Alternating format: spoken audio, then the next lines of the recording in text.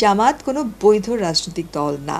তারা তাদের বৈধ রাজনৈতিক দল হিসেবে আমি যখন মামলা করেছিলাম হাইকোর্টে এক যুগ আগে নিবন্ধন পাওয়ার জন্য যে যোগ্যতার দরকার হয় একটা রাজনৈতিক দলের, সেই যোগ্যতা জামাত ইসলামী ছিল না এবং এখনও নাই। মামলার রায়ে তারা সংক্ষুব্ধ হয়ে এক যুগ আগে তারা অ্যাপিল করেছিল অ্যাপিলেট ডিভিশনে।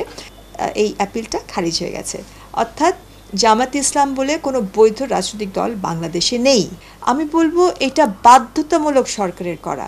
সন্ত্রাস বিরোধী আইন 2009, সেই আইনে এই জামাত ইসলাম যেই ধ্বংসযজ্ঞ করেছে, শিবাজিটা করেছে, সেখানে এই আইনে ফেলতে হবে। এবং এই আইনে এটা বাধ্যতামূলক 18 ধারায় যে আপনার এখানে সংগঠিত যেই কাজগুলো হয়েছে এরকম সংগঠনকে নিষিদ্ধ করা, এটা নির্বাহী আদেশের মাধ্যমে।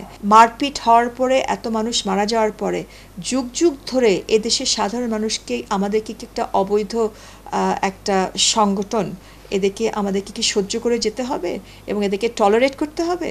ইটস হাই টাইম এবং it's better late than never. I welcome যে সরকার এখন সিদ্ধান্তটা নিয়েছে, বাট আগে যদি সিদ্ধান্তটা নিত তাহলে আজকে এই ধ্বংসযজ্ঞ যেটা হয়েছে সারা দেশ, দেশীয় বিদেশি এবং বিদেশিদের সামনেও কিন্তু অনেক আমরা দেখছি যে মিথ্যা তথ্য প্রচারণা, যেটা সরকারও বলছে যে এভরিথিং ইজ নট কারেক্ট।